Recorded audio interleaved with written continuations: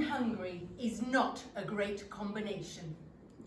All this waiting around in hospitals does nothing for one's mood. And I had to sprint here in the end to try and dodge the rain, which as usual gets heavier the faster I run. Plus I forgot my book, which I left by the front door so I wouldn't forget it.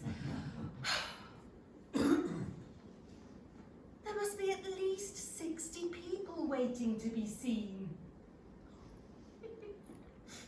Someone's cheekily added a 0 in felt tip to the sign which reads, "Please allow up to 4 hours for your appointment." Still, I can't complain. They do a brilliant job here. 3 cheers for the NHS. That's what I say.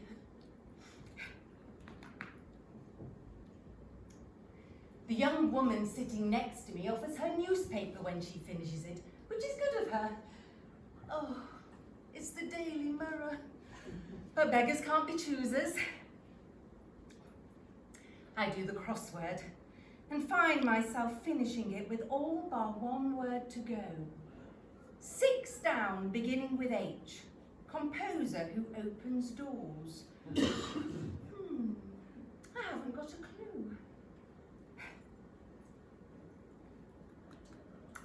Later on, the man sitting next to me, wearing a loud shirt with shiny shoes and head to match, strikes up a conversation and enthusiastically asks me if I know God. Oh, I say, and think to myself, that's a big question for 11:30 on a Tuesday, but respond with, I do have my own belief system, which is true. His name is Luke, smiles broadly and mentions that he got married for the first time 4 years ago, aged 67.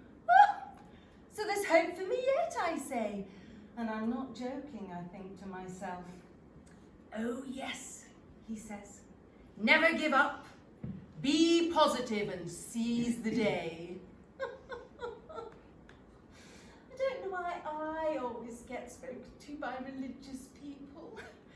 Not that I mind speaking with him. He tells me that there's hope for all, dips into his bag and hands me a small leaflet with the title, Somebody Loves You. That's nice, I say.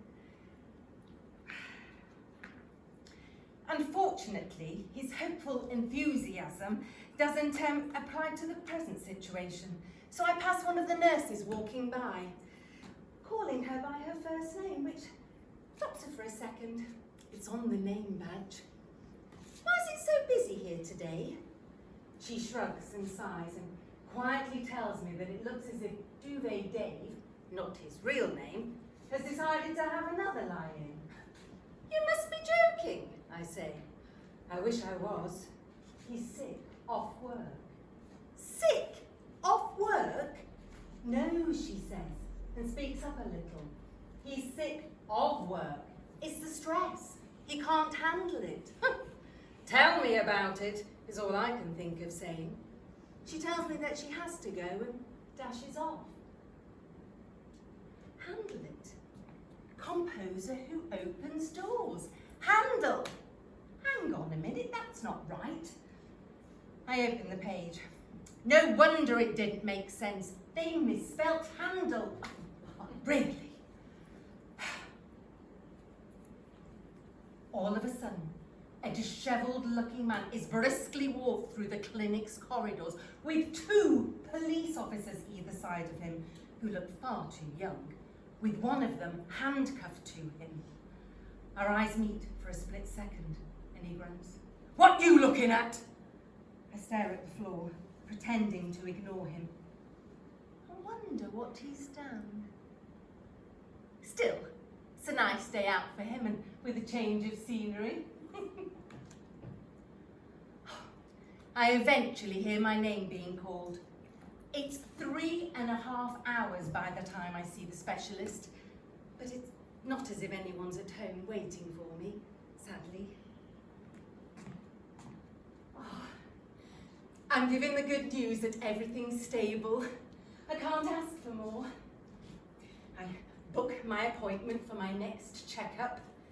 Past the Hawaiian-shirted Luke on my way out where we wish each other luck, and decide to attend to my rumbling stomach by paying a visit to the hospital shop. It may be well past lunchtime, but surely they've replenished their stock by now. Oh.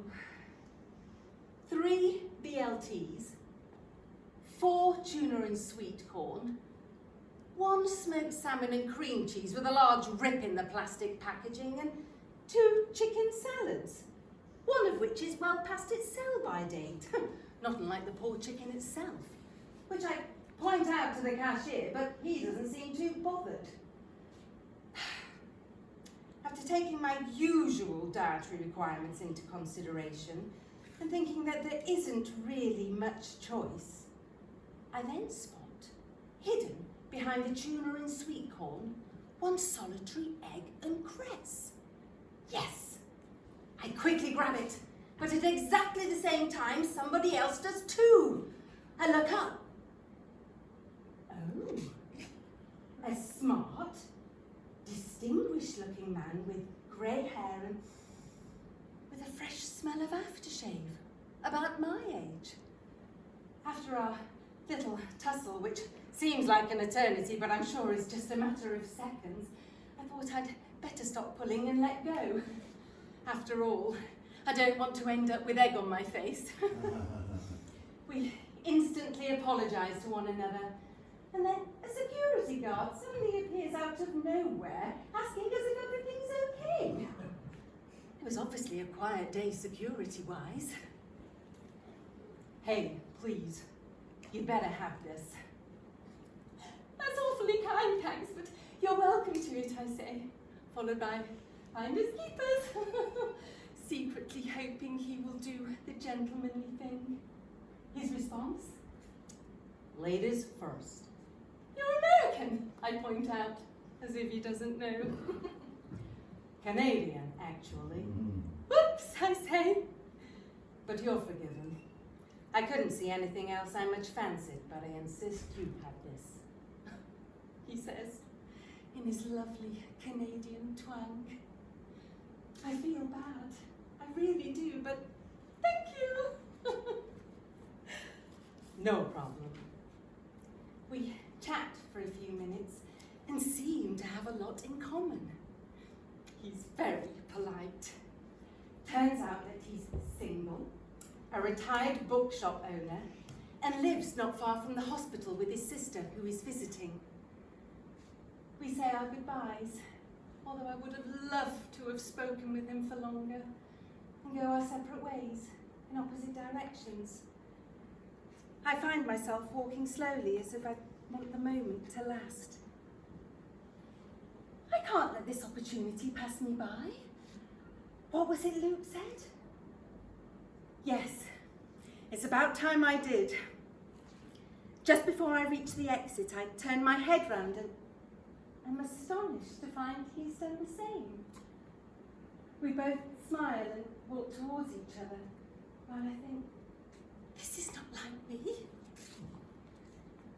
Would you care to share an egg and cress sandwich?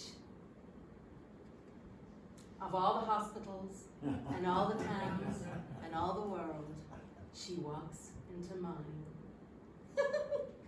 That's very funny, I say, followed by, I thought I would seize the day. I'm real glad you did, he says. Real glad.